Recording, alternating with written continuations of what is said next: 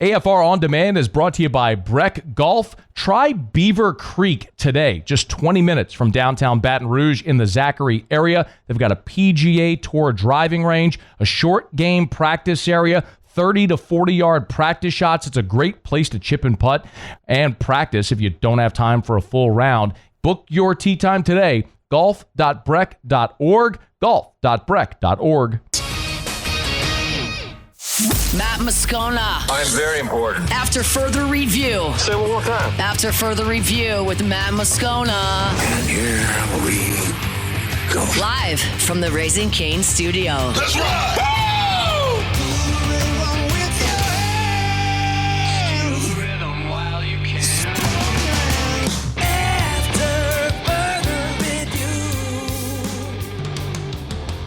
Hour 3. Off we go. Welcome aboard. Glad you're with us. It's AFR powered by Sunshine, your hometown John Deere dealer in Louisiana. I'm Matt. Hey, Will. Hey, bud. Paul O'Neill. They're chanting Paul O'Neill's name. Yusu. And Mr. Toby Tomlin.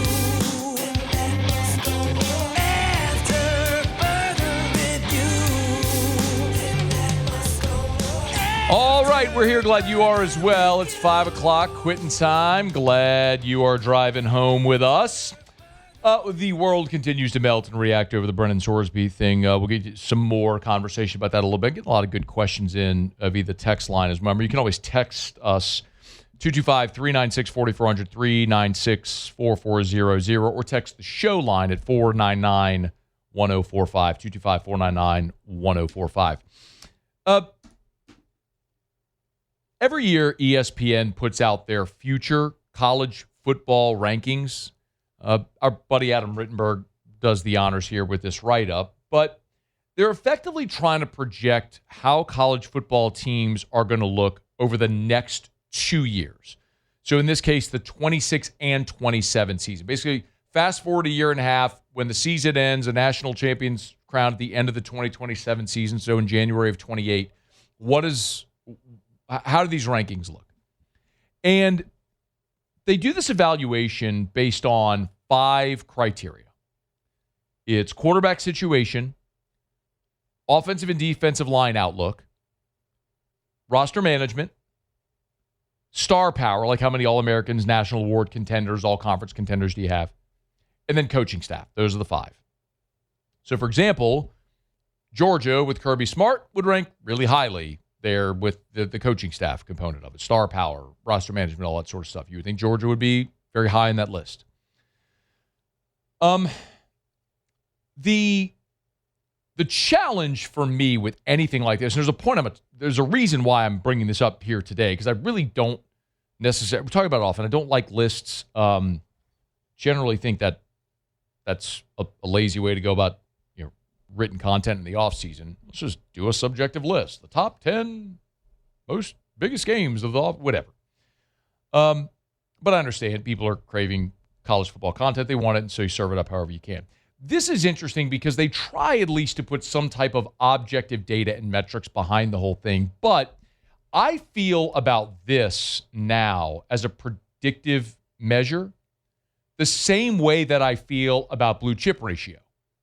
And blue chip ratio for 2 decades was a fantastic predictive measure of if a team could win the national championship. Not will they, could they?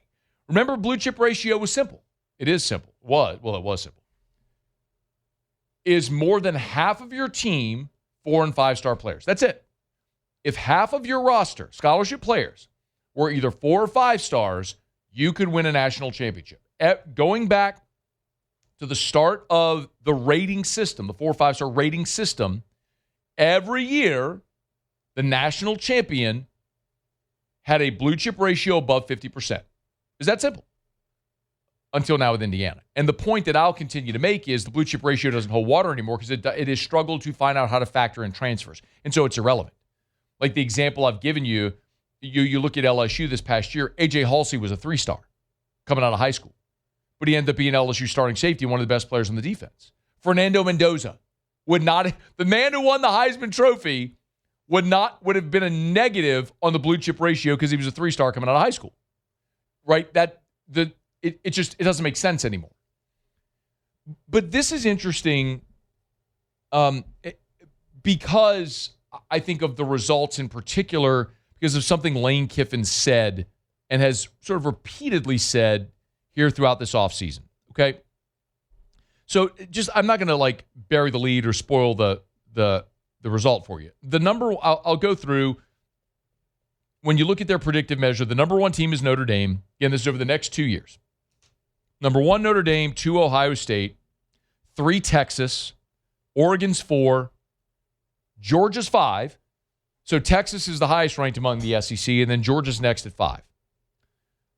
Miami is 6, Indiana 7, interestingly enough. And then there you find your Fighting Tigers of LSU 8th, which is exactly where they were a year ago.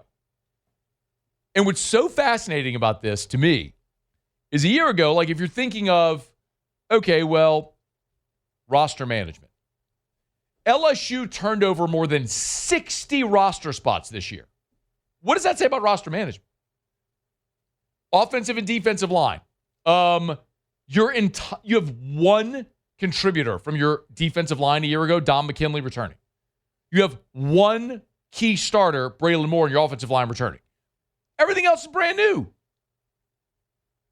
Unless you want to count Weston Davis. But do you really want to count Weston Davis? Now, I hope he becomes an outstanding player, but he was your weak link a year ago. Coaching? Well, a year ago it was Brian Kelly. Now it's Lane Kiffin. Do you understand? A quarterback. Literally every one of your scholarship quarterbacks that was on the roster a year ago are gone. So as a predictive measure, a year ago, it's all a wash. None of it matters. So what are you talking about, Matt? I'm glad you asked. LSU's 8. A&M 9. Now you get into the SEC. Bama 10. So we've had, just so we're keeping score, Texas, Georgia, LSU, A&M, Bama. That's 5 SEC schools. Ole Miss is next at 12. And in part, it's because you've got Trinidad Chambliss there. What is that going to look like in the 2027 season? And I want to remind you, Lane Kiffin in spring was he's hinted at this a few times, where Lane Kiffin has hinted at this throughout spring. And he does have a cut, not the Wilson one. Lane Kiffin said throughout spring, and he kind of warned LSU fans that they needed patience. You remember that? And he was effectively saying, and when he warned for patience, he kind of got dogpiled on for that. And then he came back and said, I want to tell our fans, I'm not saying it's going to take years. It's just going to take time. And then he did an interview with Wilson Alexander where, I'm paraphrasing, but he also said to Wilson that it was, I'm paraphrasing, but effectively said, Ole Miss might be better this year than LSU. And it kind of stands to reason that could be true. He built a really good thing there. They won 50 games over the last 5 seasons. Only Bama and Georgia had done that. Trinidad Chambliss is returning, and he's coming to LSU with a roster where I just mentioned, they turned over more than 60 players on the roster. You got a quarterback coming off a Liz Frank injury. You're installing a new offense. It may be better at Ole Miss in 2026 than in Baton Rouge at LSU.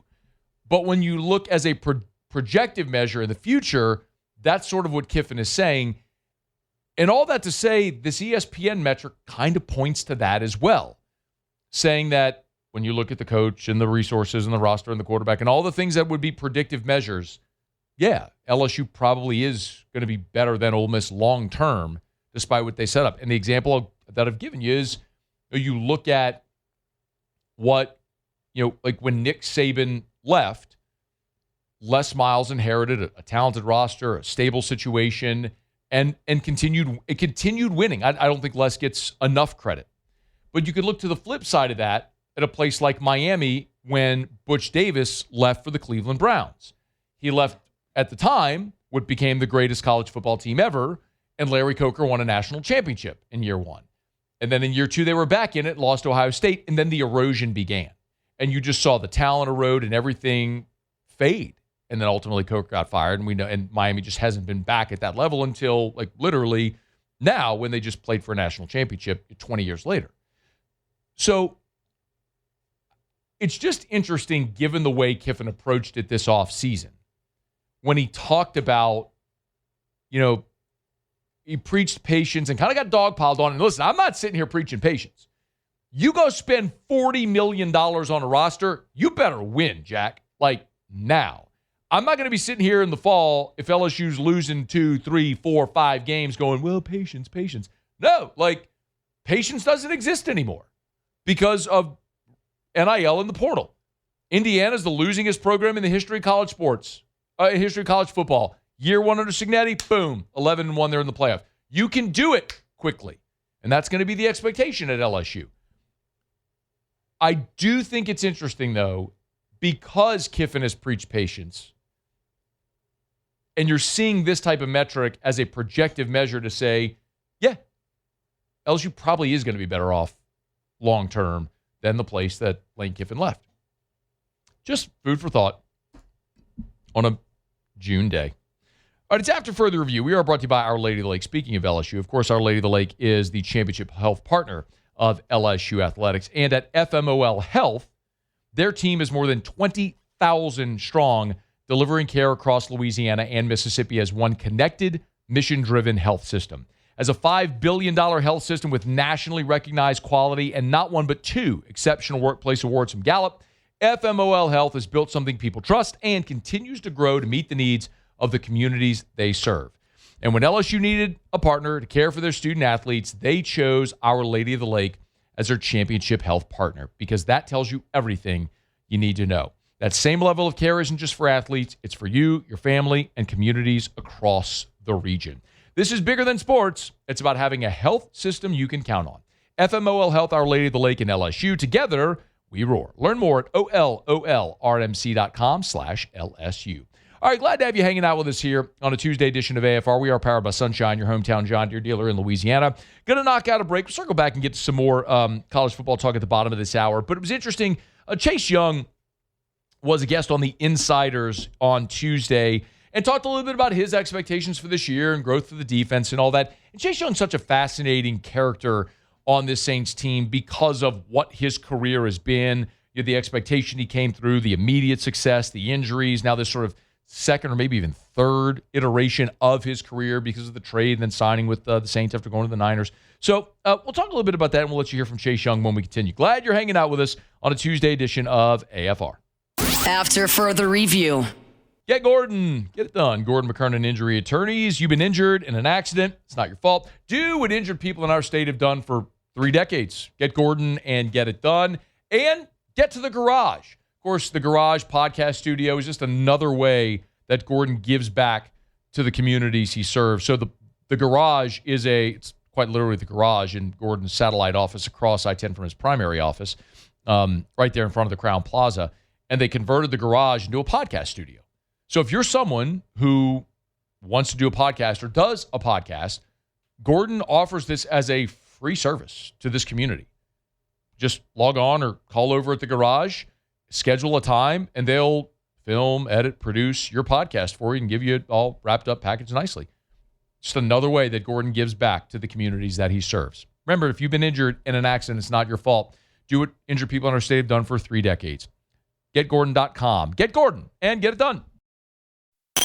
After Further Review, powered by Sunshine, your hometown John Deere dealer in Louisiana.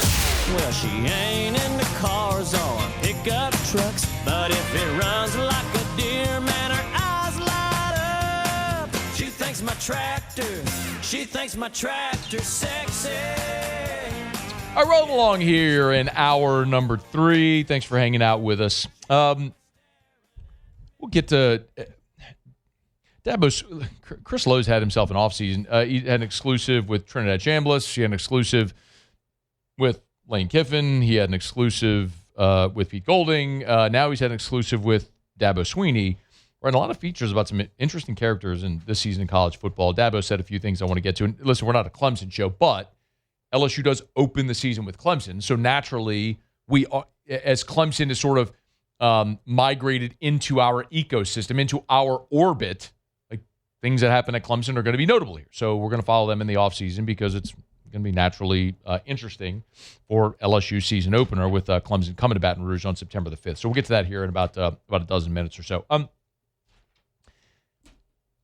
Chase Young is a really interesting character in the New Orleans Saints, on the New Orleans Saints roster right now for a lot of reasons, right? I mean, he was so dominant at Ohio State. He was the number 2 pick of the draft. He was the defensive rookie of the year, and then the injuries came. And then he gets traded and then goes to San Francisco, and then he's a free agent and signs in New Orleans, and that in and of itself was surprising. And then he re-signed with New Orleans after sort of a prove-it deal when he could have, in theory, gone somewhere else and played for a more contending team, but he's chosen to stay in New Orleans. But do you remember last year what the biggest Chase Young storyline was?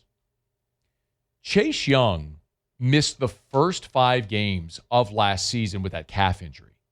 Do you remember that? Like, they're going through preseason, and all of a sudden, boom, he pops up. He's got a calf injury. And then, he'll be fine. Then he's not playing week 1. And then he's not playing week 2. And he's not playing week 3. And the problem is, like, they didn't put him on IR. Remember, because you put him on short-term IR, and then you could have activated him after 4 weeks. Well, they chose not to do that. And you could have, remember, if you had put him on short-term IR, it would have freed up that roster spot for somebody else while Chase Young was out. So the implication there was they expected him to be back within 4 weeks. Well, he ends up missing 5 games. Well, despite missing 5 games, Chase Young still had a fantastic season. Now, while he was out, the Saints started 0-4 and then won their first game of the season in Week 5 against the Giants. So they started 1-4 with Chase Young out. And then he returned, and they lost their next 4. I'm not saying that that correlation necessarily equals causation there. I don't think they lost because Chase Young was out, or they lost because Chase Young was back. It's just they were not a very good team. But they finished strong last year, which is why a lot of people have more optimism going into 2026. And Chase Young was a guest on the Insiders, and they asked him, now that he's on his 3rd team and he had a fantastic season and stayed healthy after the calf injury, if he sort of found his home in New Orleans. Yeah, man, I'm definitely blessed. I found an organization that believes in me. That has my back, and a coach like Coach Staley who believes in me, and as a player, that's all I need. It's great to hear. And look, he's under contract, so he's not going anywhere. But he was also a massively productive guy, and as we mentioned, it was for the Saints a year that defensively they got much better. And when you look at how the season started for New Orleans last year, I mean, it was a rough go, not just with the 0-4 start, but defensively, they were atrocious at times in the early part of the season. Like, remember the game at Seattle where, it was like Murphy's Law. Everything that could go wrong did go wrong for New Orleans against the Seahawks. And it wasn't just the game against Seattle. They allowed 44 to Seattle. They allowed 31 against Buffalo. They lost 26-14 on the road against Chicago. There was the 34-10 behind whipping against the Rams. Well, Chase Young was asked late in the season down the stretch when the defense improved, what changed? I think it was the will just to keep pursuing, right? Just to stay consistent. No matter what was going on, just keep our head down and keep fighting. The only thing that we can do was just to do our 111th. And that was me doing my job, Cam doing his job, Grando doing his job, and block out the noise, just keep going. And we found out that we can be a real good team. Yeah, maybe it was that. Maybe it was blocking out the noise and being the 111th. Or maybe you played a bunch of teams that stunk. After you started 1-8, you played Atlanta, who was 8-9, Miami, who finished 7-10, Tampa, who finished 8-9, Carolina, who finished 8-9, the Jets, who finished 3-14, Tennessee, who finished 3-14, and Atlanta, who finished 8-9. You finished, after your 1-8 start, playing a bunch of teams that were sub 500 and stunk. Of course you were better against the bad teams. Did you notice I mentioned you gave up 44 to Seattle and 31 to Buffalo and 26 to Chicago and 34 to the Rams? Yeah, you were playing really good teams and they kicked your ass. And then two things happened. Number one, the schedule lightened up. And number two, you inserted Tyler Shuck, and Tyler Shuck played really well. I'm not sitting here saying that the Saints aren't any good. I'm saying you can't ignore the fact that a big part of the success they had late in the season was the schedule they played. Now, in total, this surprised me when I went back and looked this up. Like, statistically, Steve Vince was actually pretty good a year ago, despite those numbers that I just rattled off. Like, do you remember the Saints' total defense? I didn't remember this. Do you remember the Saints' total defense? Paulie, do either of you remember the Saints' total defense rank at the end of the year? Was it 10? I gave it away a little bit saying it was better than I thought. They were ninth. Ninth in total defense. They were fourth in pass defense. They're fourth in pass defense. With Sugarwater McKinstry out there. Why? Well, because they weren't good against the run. And teams generally had a lead against them and ran the ball and ran out the clock. They were 19th against the run, and they were 16th in scoring at 22 points per game. But again, in the back half of your schedule, in the final 8 games, things lightened up considerably where you didn't play a team that finished with a winning record. So I looked at 2026, and the benefit is, number one, you get the second easiest schedule by winning percentage, by your opponent's winning percentage from last year. You have the second easiest schedule in the NFL. You've got Tyler Shuck, now, a year older, a year more mature, more comfortable. You've built the offense there as well. So the question is, can you improve defensively in year 2 under Brandon Staley? So Chase Young did talk about his offseason so far and how it's gone. Yeah, man, just grinding, man. Knowing what we're putting together here in New Orleans, we all can see what's going on. Coach Kellen, he's leading us, and honestly, man, we're just grinding, man.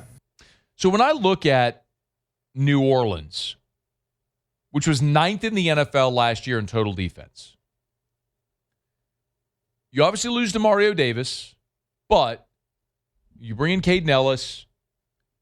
You went in free agency and a draft day trade to address your defensive line and edge rusher.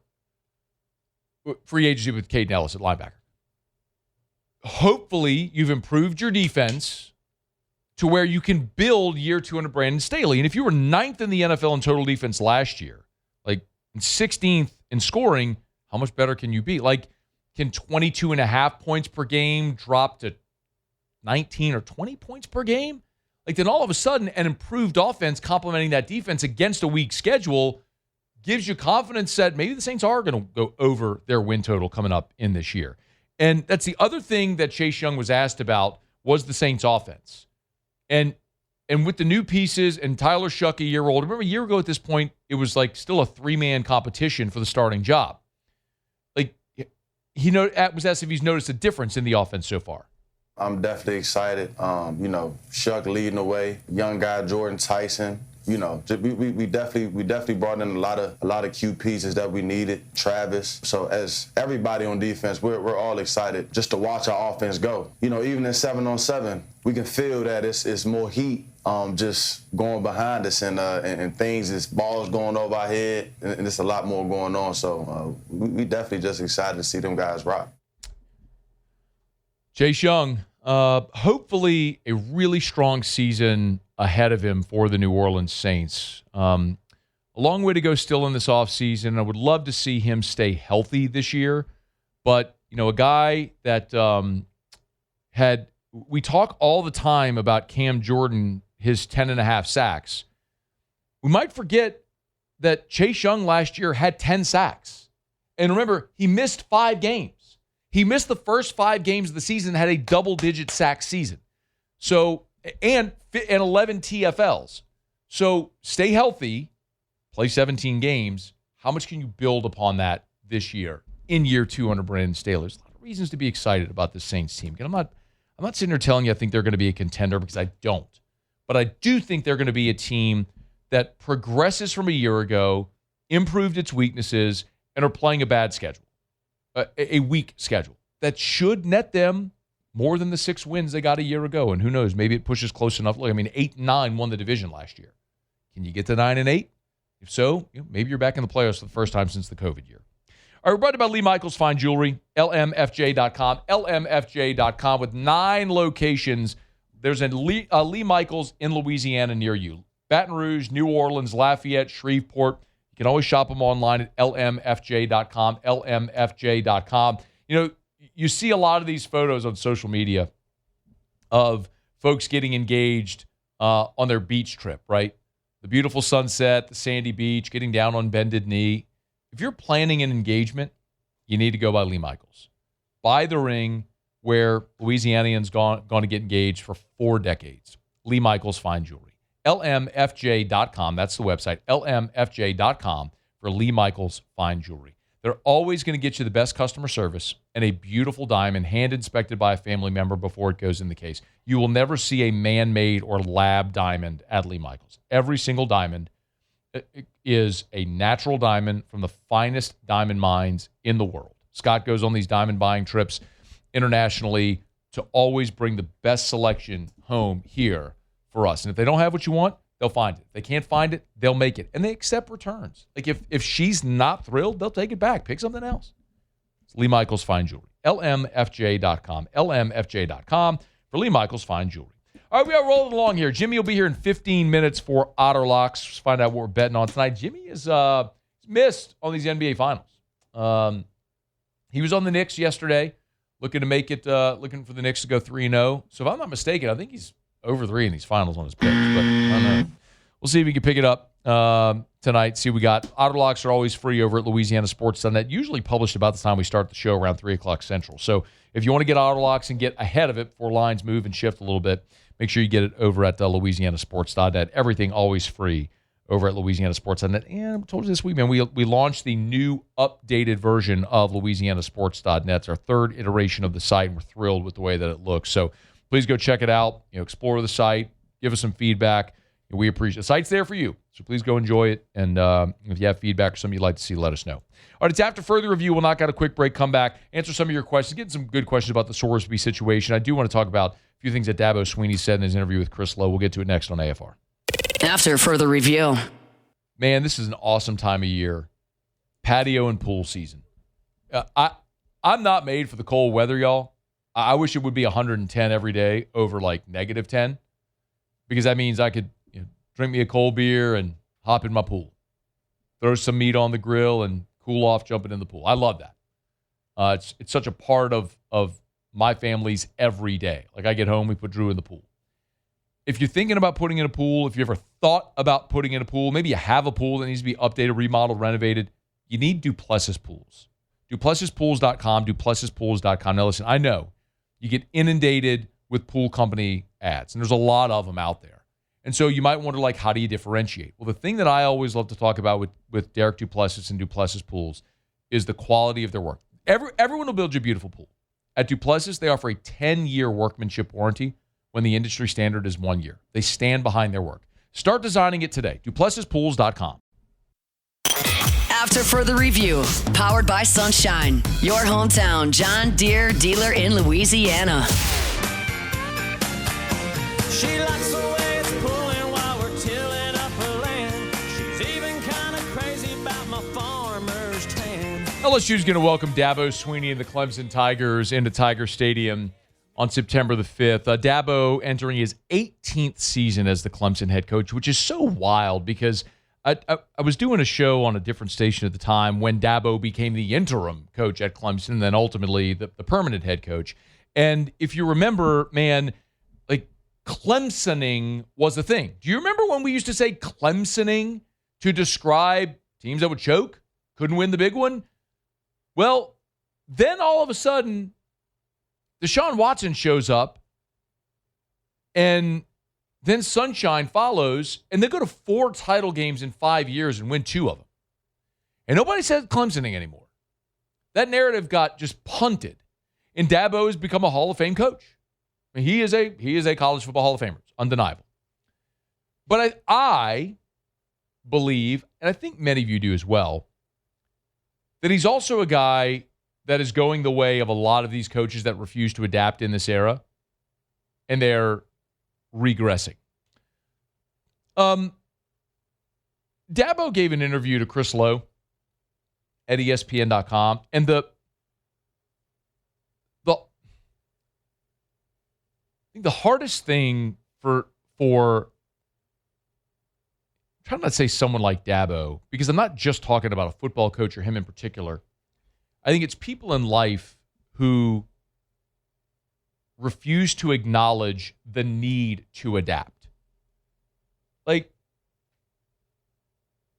take something outside of sports. Like, AI right now is finding its way into every phase of life. It doesn't matter what you do professionally. AI, someone in your company is using AI.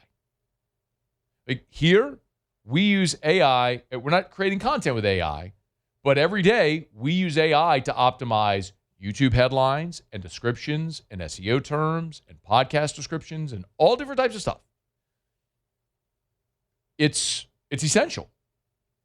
It's a great tool to use to help improve the quality of your work. If you're someone who's just ignoring the fact that AI exists because you don't want to learn something new or you're afraid of what it might do, you are going to get overwhelmed. Like the avalanche is coming. Like the 30-foot tidal wave is about to crash on your head. You either get swallowed up by it or you grab your surfboard, you ride the wave. Dabo is destined to get crashed by the 30-foot wave because he refuses to acknowledge that he needs to change. And it's obvious to everyone, literally everyone, except him. He told Chris Lowe after the season where Clemson was a preseason top 10 team in America, and they finished 7-6, 4-4 in the conference. He believes it was just one down year. Quote, "We're not built for perfection, but absolutely we're built to last. Ain't nobody making excuses for last year. I mean, we fried it, and that's nobody's fault but mine. Same as 2010 when we won 6 games. And you know what? It's my job to fix it. And it doesn't get any easier. I'm not saying we're going to win the championship this year. We'll be better.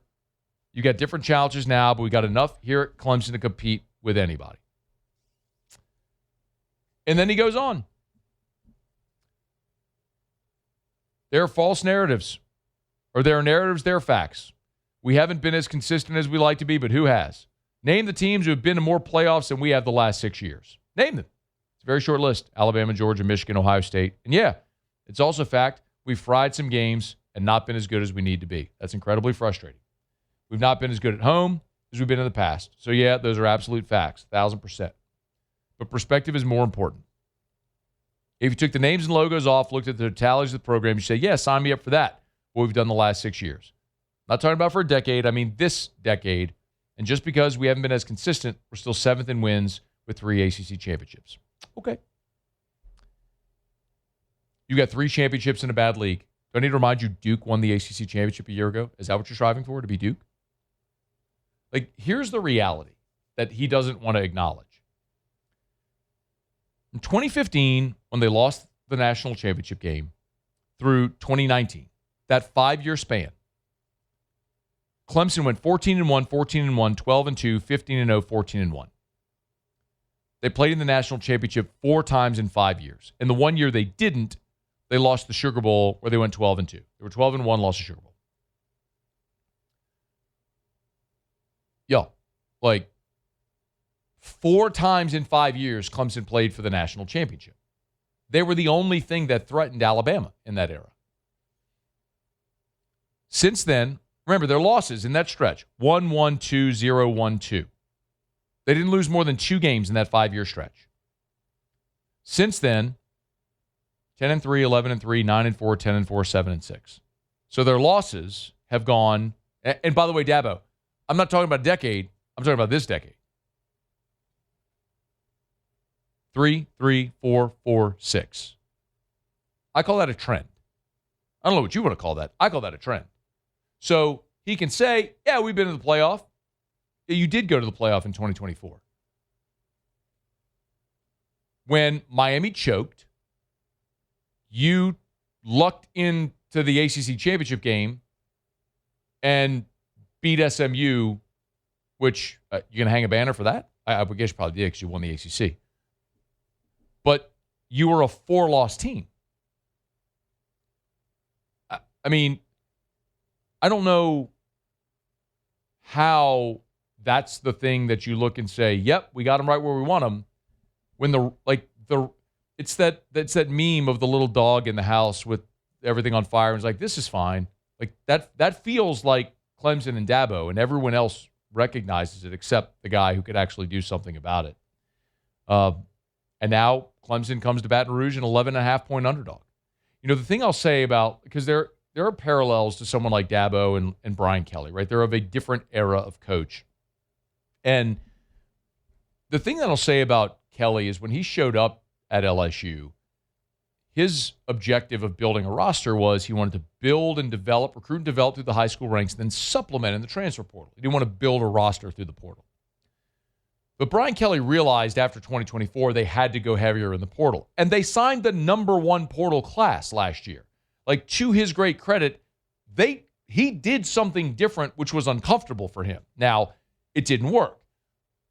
Nussmeier's, back thing that we now know about, the cyst on his spine, which is so unfortunate it happened that way.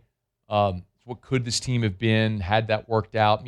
Probably should have gone heavier on the offensive line in the portal than you did at the skill positions, whatever. But the point is, like, he tried. It didn't work, but he tried. He recognized we have to be different. He tried. Dabo's not even saying they have to be different.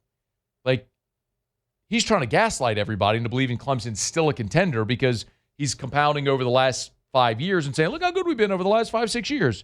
And I'm looking at it going, yeah, you've lost 3, 3, 4, 4, 6. That you're trending in the wrong direction, man. And if you don't do something different to get the arrow pointing back the other way, like, you're accelerating at the cliff. You know what I mean? Like, you need to drive back, man, toward land. Like, you're not just driving toward, you're accelerating toward the cliff. He's probably going to run Clemson right off of it. That's probably going to start September the 5th when LSU waxes him in Tiger Stadium. All right, it's After Further Review. We're brought to you by Evermore. EVAMOR. Evermore.com. Evermore.com. Man, love drinking Evermore. Drink it every day. Encourage you to do the same. It's a healthier alternative. You can go get cheap bottled water, but I want you to notice the difference between drinking natural artesian water, spring water from a natural well, like straight from the source, and something on the bottle that says like purified water. Like, you're not drinking natural water. You're drinking crappy water that they ran through a purifier that probably still has a lot of contaminants in it and maybe has stuff added to it for flavor. And so you're not drinking a natural from the source product. That's what Evermore is. It's natural artesian water, straight out of the well, into the bottle. EVAMOR. Find a great local retailers. Find a retailer near you at the website. Look, they got national distribution. So even if you're outside of Louisiana, go to the website, hit the Find a Store, type in your area code, and your zip code, and it'll pop up the store nearest you that sells Evermore. EVAMOR, Evermore. Just hit the menu tab on the drop down. You see Find a Store, and then it's boom. Just type in your zip code, and it's right there for you.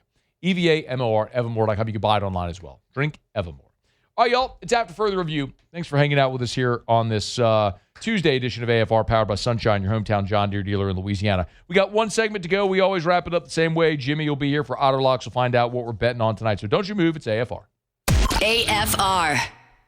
Got to remind you about Rev Fiber, R-E-V, revfiber.com. If you're a business, let me specifically talk to business owners. I talk to homeowners and business owners all the time about Rev, but let me specifically talk to you if you're a business owner. We here at Guarantee, several years ago, we did this audit because we were with another company for our cable and internet, phone, and all that sort of stuff. And this is a giant building. It's a 4-story building, tons of offices, lots of employees are actually in the building every day. And so as we were auditing expenses, one of the things we looked at was cable and phone and all that sort of stuff. And my goodness, we switched from who we were with to Rev and got a better product and saved a ton of money. So if you think about the scale and scope of your business and you're looking at your bottom line, what if you could get a better product, better customer service using a local company and save money on your home, internet, cable, all that stuff? RevFiber.com. In 2021, after Ida, there were 13 insurance carriers that went out of business. At Insurance Network of Louisiana, none of the companies they partner with went out of business. That's because at Insurance Network of Louisiana, they are careful with whom they partner. So when I always say you're getting better coverage for less money from top-rated carriers, I mean it. And you're working with the guys and gals over at Insurance Network of Louisiana, so they can handle everything for you. Say it all the time. Better coverage for less money. They shop, you save. Why wouldn't you call? It's free to have them shop to see if they can get you better coverage on your home, your auto, your business, commercial auto, general liability, commercial property, workers' comp. They have business owners package policies as well. It's Insurance Network of Louisiana. 293-0450, 293-0450, 293-0450, or lainsurance.net. After Further Review, powered by Sunshine, your hometown John Deere dealer in Louisiana. Down the stretch we come. Final segment here on this Tuesday edition of AFR. We always appreciate Sunshine, your hometown John Deere dealer in Louisiana. SunnyQuip.com, SunnyQuip.com. Bunky and below, you want a deer, you're going to Sunshine. All right, one thing left to do, find out what we're betting on tonight. It's time for Otter Locks. Otter Locks. All right, time to win some money. Presented by Total Maintenance AC Repair. Same-day service means you will never sleep hot. 480-1000. We are Total Maintenance. I think it's safe to say that I won the bet. Yo, Otter, what up? What's going on, Matthew? Just trying to wonder what happened to Mike Brown during that press conference last night. They got an iconic player, Did he see a ghost? Yeah, he did. What happened? He did for 48 minutes last night. So. Never heard one thing about officiating for the 13-game winning streak, but it sure got him last night. Okay, good. Well, hey, listen. The first game. It's the first game that it's all about their ball movement. They're not getting ball dominant with Brunson, and they had. It's the first game since the first game in Cleveland of the 14 games that they had less assists than their opponents. So they out-assisted San Antonio both games 1 and game 2. They got 28-18. San Antonio had 10 more assists. That's a lot. So it's also the first game in 14 games, period, that they had more turnovers than their opponent. So they came out sloppy. They had 3 turnovers before they scored their first point. It was a bit of a circus in New York yesterday. No doubt. So, yeah. So. Well, we had a rough night there with the basketball, but, man, great night on the diamond last night. Yep. 3-0 for the Otter on his baseball picks. So let's keep that rolling. I know we got 3 more tonight. It pays to play up in the mountains where Colucci is in Summerlin, where the altitude's about 2,000. So that 15 to 14 was the final last night. They're playing 6 games in Las Vegas for the A's before they move there permanently in a couple of years. We're back on Wheeler and the Phillies. Phillies basically a pick 'em So Wheeler had missed most of the season, but he is back, and he is on point. So we're going to take him against Dylan Cease on the road. We hit that last night. We're going to go Pittsburgh. I mean, Skeens basically even money. That line is adjusted now. He's going up a little bit to like minus 120. But by the way, they're underway. Bottom one. The Pirates already lead 1-0 against the Dodgers. So if you want to be on the money line on that one, it's minus 213. Yeah, that's going to be tough. And our third pick is Baltimore, who I'm watching right now. Just got a sacrifice fly out to center field, so they lead 1-0, 2 on, 2 out, still batting in the bottom of the first. What do you think about a money line parlay with the Orioles and the Pirates? Sure. It's beware though. If the Dodgers show signs in the late innings after Skeens is gone, that bullpen has been rough. So you may want to hedge a little bit. If it does, they start to show signs. But Pirates scored again. It's 2-0 early. He needs to get going. He's about 3 or 4 kind 1 of minute remaining. not so Skeens type of outings. Last night was the night to go contrarian against all the Knicks action. Tonight we'll go against the over action. All 3 games in the Stanley Cup Finals have gone way over. We go under tonight in that one. It's a bold strategy, Cotton. We'll see if it pays off. Phillies, Pirates, and Orioles, and then under in the Golden Knights and Hurricanes Stanley Cup Finals game on the ice. Where are you tomorrow, Otter? Modesto on Burbank, just off of Nicholson. All right, man. All right, Jimmy, thanks for the time as always. Good luck. All right, good luck. All right, it's going to do it for us here. Hey, Shea Dixon was here in hour 1, spent a couple of segments with us because we had a ton of recruiting stuff to get to. Talked some CWS with Rob Anderson as well. Had a lot of college football talk, some reaction to the Sorsby stuff today. If you missed anything, catch AFR On Demand presented by Breck Golf. Book your tee time at golf.breck.org. Muse Polly, thanks. Y'all have an awesome night. We'll see you tomorrow at 3. AFR. And as we get on down the road, get to remind you about South Point Volkswagen, southpointvw.com. New and certified pre-owned in Baton Rouge and online at southpointvw.com, southpointvw.com. Going to be heading over to South Point, pick up my new whip this week. Looking forward to it. I've been driving my current Volkswagen Atlas Cross Sport for the last 3 years. Lease is up. I do 36-month lease. So every 3 years, I get a new ride. I like driving something new, so I do that every 3 years at South Point Volkswagen. My lease is up on Sunday, so I'll be going by this week to pick up a new Volkswagen Atlas Cross Sport. Pick your favorite vehicle. If it's sedan with the Jetta, if it's the compact midsize or full-size SUV, they've got options for you as well at South Point Volkswagen. They even have the ID4 and the Volkswagen ID Buzz, which is the all-electric bus, if you're interested in that. You can check it all out. If it's on the lot, it's online at southpointvw.com. It's South Point Volkswagen. What's your direction?